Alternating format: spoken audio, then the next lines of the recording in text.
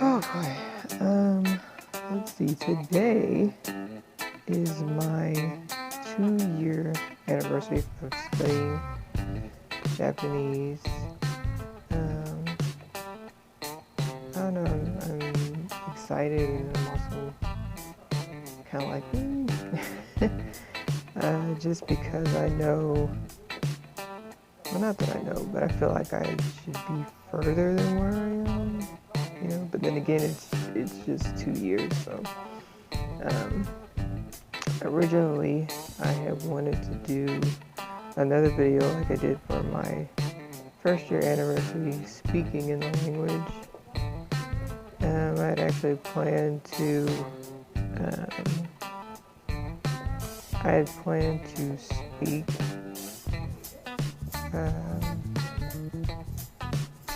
In both Japanese and Spanish, since I'm studying two languages again. But then I decided against that, and I was just like, no, I'm tired. I'm just not feeling it right now. Like I'm really tired. My head hurts. I don't know. I feel like I really need a nap.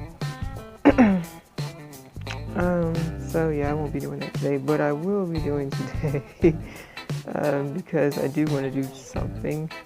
Is just kind of reflect over the year as a whole, and just focus on things that I want to improve on in my Japanese. I will be doing a 1-year mark video for my Spanish, since that will be I think in September.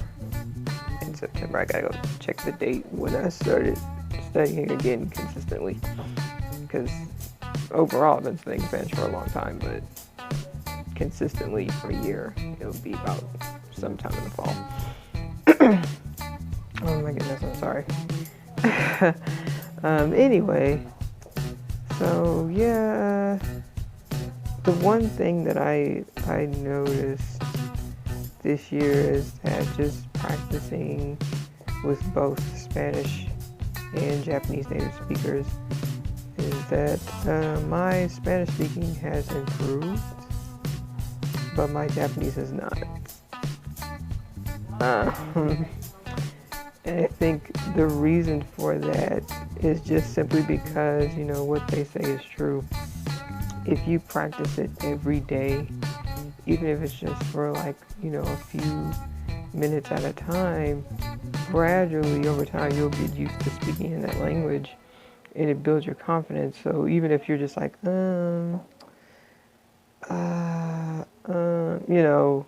maybe the pauses aren't as long anymore, like gradually you'll pause less and less, and maybe you still make mistakes, but you just become more confident in it. Whereas my Japanese, I haven't really been doing that, and I've actually considered maybe this year just go ahead and paying for like a tutor on italki or something, just to have somebody to consistently practice with every day, even if it's just for like 15 minutes a day, 30 minutes a day, speaking in the language, using it, getting used to thinking in that language. Then it's like, okay, cool, I can do that. I don't want to pay somebody, because it's like, if I can do it for free, I'm gonna do it for free. But at the same time, because of time, a lot of times it's time constraint. So time constraint, and then trying to find people that are available or whatever.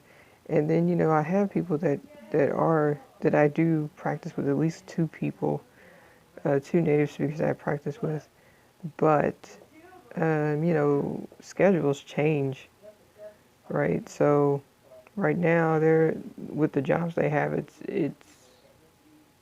they're kind of busy right now, and usually around this time in Japan is when things really start getting hectic for them, because of tourist. It's like tourist season from like April all through the summer. the summer months. So yeah, they're just, it's not that they don't want to, they're just really, really busy right now. So my struggle life has just been trying to find something where I can just speak in the language. And so now it's like I have reverted back to before when I was terrified to speak in Japanese. It didn't help earlier this year when somebody, basically told me like, well, your pitch accents weren't good. Like you basically, that what did they say? Your pronunciation was all wrong. Basically talking about my pitch accent. Your pronunciation was all wrong, but I understood what you meant. And it was like, oh, and so that just kind of chopped me down because I felt like I was doing great. Sometimes you feel like you're doing so well in the language, and then you get that reality check like, nah, you're not. Um, you're not beasting like you think you are. So I was pretty down for a while, but now, like, when I go on Anki Deck, I spend time, like, repeatedly going over the same word 10 times, trying to match the pitch accent of the word. And I know, I've also heard from other people, other learners, and native speakers as well, like, the pitch accent is the last thing to worry about in your fluency for Japanese because there are a lot of, like, advanced learners who also mess that up. Like, for those who don't know, pitch accent in Japanese, there's like two pitches. So there's high and low. And it's important because, like, the word, they always use that example, but hashi, right? So you have hashi and then hashi. So one means chopsticks, the other means bridge.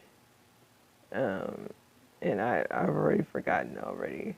I believe hashi is chopsticks, so high, low. But hashi is bridge. Then what was the other one? Ame is rain, high, low. But ame is candy. So it's important to know, like, how to get that pitch right. It's not quite as bad as, well, I won't say as bad. It's not quite as difficult as Chinese.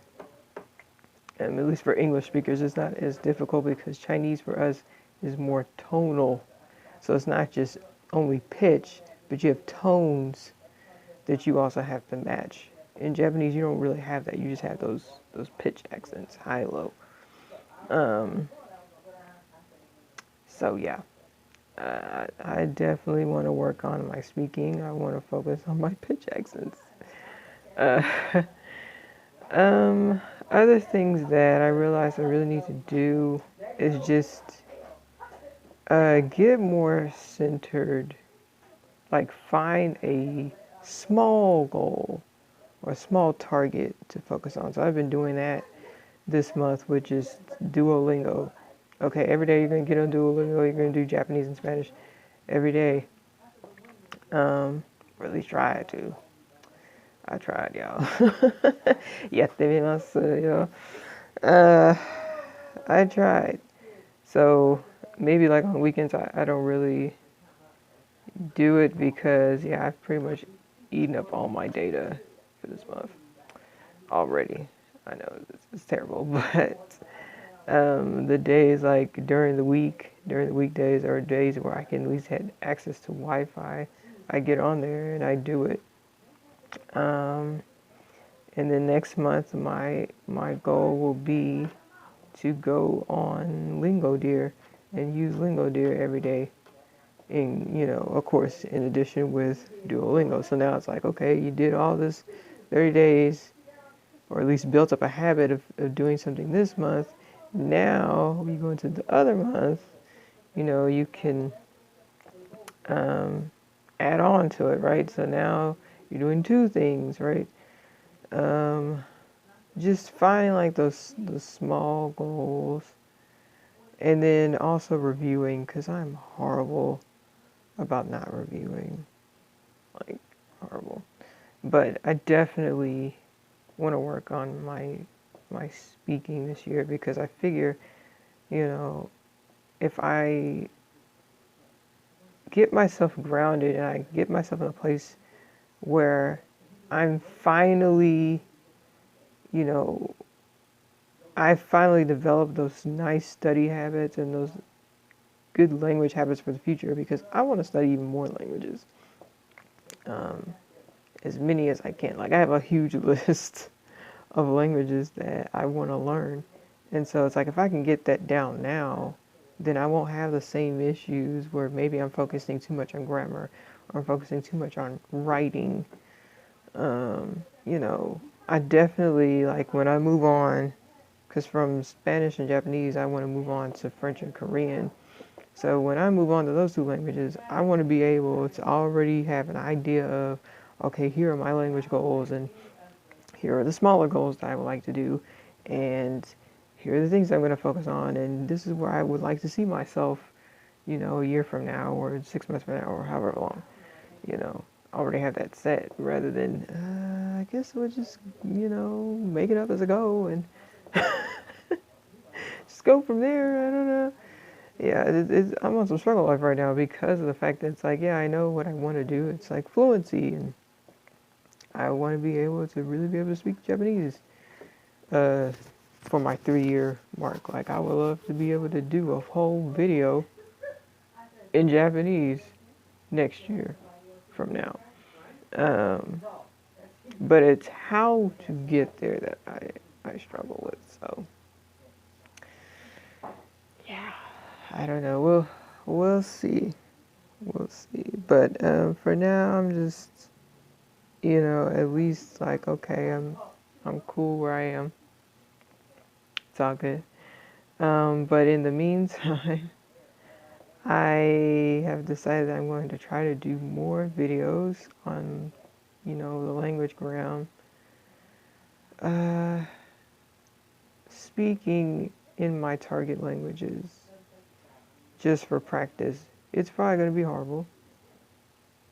Okay. 動画は下手だと思いますが、上手になりたいから、話してみます。So I know my videos are going to be terrible, but because I want to improve, I'm going to try. I have to. Otherwise, I'm never going to become fluent.